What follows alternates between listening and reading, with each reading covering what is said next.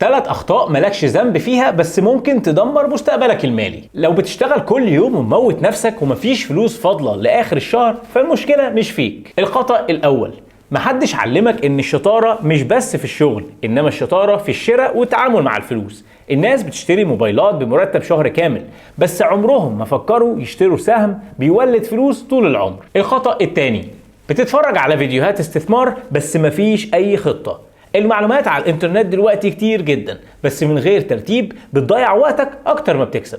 الخطأ الثالث، مستني تبدأ لما يبقى معاك مبلغ كبير. اغلب الناس اللي بدأوا صح بدأوا بمبالغ صغيرة جدا، ودور على كل قصص النجاح، بس الفرق انهم كانوا فاهمين هم بيعملوا ايه. وعشان كده عملت لك كورس استثماري مبسط بياخدك خطوة بخطوة من غير اي تعقيد، ومن غير ما تحتاج راس مال كبير، ومن غير ما تقع في نفس الاخطاء اللي اتكلمنا عنها دلوقتي. عايز تبدأ بداية صحيحة؟ اكتب كلمة كورس في الكومنتس وهبعت لك كل التفاصيل، وخليك عارف ان دي ممكن تكون اول خطوة ليك لحريتك المالية.